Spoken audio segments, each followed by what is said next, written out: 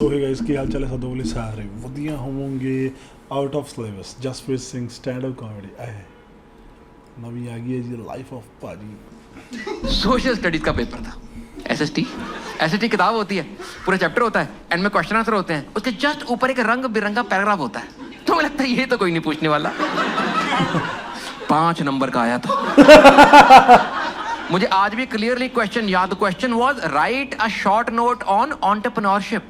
ये टर्म अभी काफी कॉमन है, 2005 में किसी को आइडिया ही नहीं था। लोगों को ये नहीं लगा कि आउट ऑफ सिलेबस है। लोग कहते ये तो क्लास ही कोई और आ गई है। एक कहता यार हमें इसरो का पेपर क्यों दे दिया है, ये तो 12वीं के बाद करेंगे ना। किसी को पता ही नहीं लिखा क्या है। सब लोग बैठे सोच रहे हैं। हमेशा क्लास में एक बच्चा होगा थोड़ा कॉन्फिडेंट, मेरे पीछे बैठा था।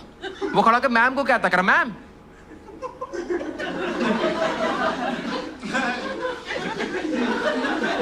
ऐसा कोई वर्ड ही नहीं होता।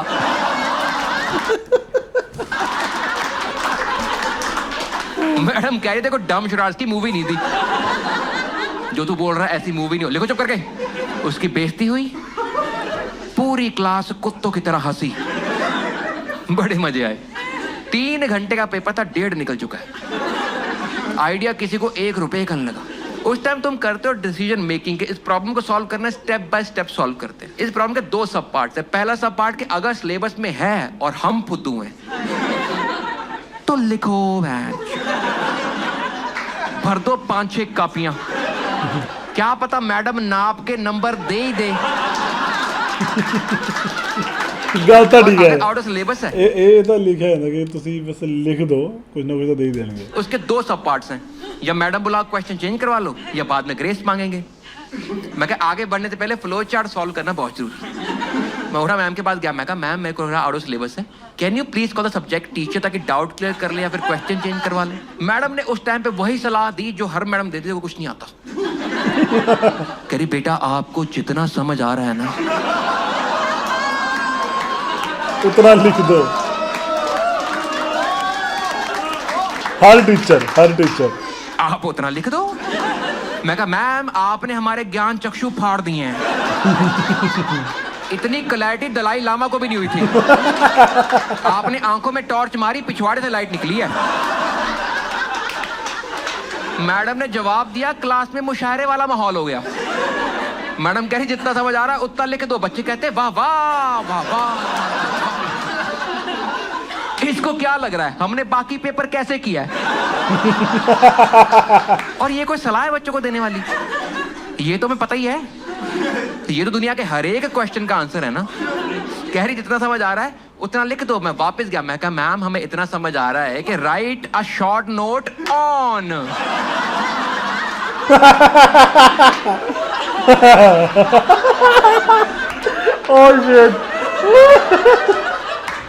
उसके आगे वाला मिला के नहीं पढ़ पा रहे हम लोग। इतना समझ आ रहा लिख दो। 3 घंटे का पेपर था, 2.5 निकल चुके हैं। आइडिया किसी को 1 चवन्नी का नहीं लगा। मैं सोचा मैं कहा आसपास देखो किसी को समझ आ भी रही है, नहीं तो जाएं कैंटीन खाएं स्प्रिंग रोल, क्योंकि घर से हर पेपर के 5 रुपए तो मिल ही रहे हैं। आसपास देखा, क्लास में लड़का था करण, टॉपर था। मैं कहा इसको पूछता हूँ, अगर इसको नहीं आता फिर छोड़ देंगे।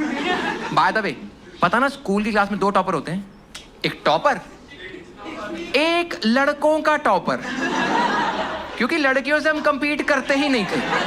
लड़कियां बदतमीज भैंस 92%, करण 85 मेरे 78। हमने घर पे बताए ये वाले हैं। करण बैठा मेरे राइट पे। मैं कहा इसको करता इशारा। उस दिन मैंने सीखा कम्युनिकेशन के लिए शब्द नहीं, बॉडी लैंग्वेज बहुत इंपॉर्टेंट। मैंने लाइफ का सबसे इंपॉर्टेंट जेस्चर सीखा उस दिन। इधर बैठा करण, मैंने इशारा किया।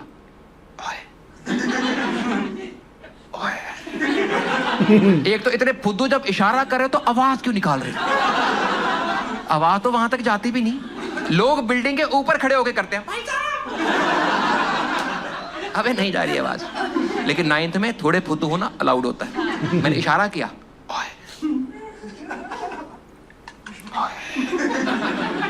क्या? 8वां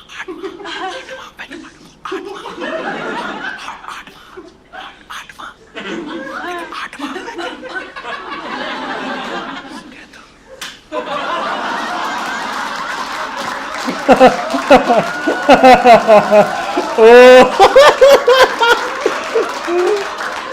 दोस्तों, एक जोक पढ़ा है अभी, लेकिन उससे पहले वर्ल्ड टूर अनाउंसमेंट मैं ओके ओके चलो ਆਪਾਂ स्किप कर दिया अनाउंसमेंट ਨੂੰ जितने लोग यहाँ बैठे ना, आप सबको मैं गारंटी दे के लिख के दे सकता हूँ, आपकी लाइफ में खुद एक मोमेंट आएगा, आप खुद सोचोगे मैं कितना फुद्दू आदमी मेरा बाप मेरे बारे में सही कहता है। मेरी लाइफ में देना था 5 साल पहले, मैंने फेसबुक पे बहुत ही अच्छा मीनिंगफुल स्टेटस लिखा एक, उसके नीचे किसी कूल आदमी ने कमेंट कर दिया word. You guys know word? कुछ कूल लोगों को पता, बाकी मेरी तरह बेड़ा ही करके। 2 वर्ड होते हैं, एक होता है वर्ड मतलब शब्द, एक होता है word which means well said. I agree with you, मैं आपकी बात तो सही है, लेकिन ये हमें कौन बताएगा? मैं अपना स्टेटस पढ़ रहा हूं, नीचे लिखा वर्ड, मैं बात तो बनी कोई नहीं। मेरे को लगा आदमी टाइप करता करता मर गया है, ऐसे माथा लगा एंटर हो गया।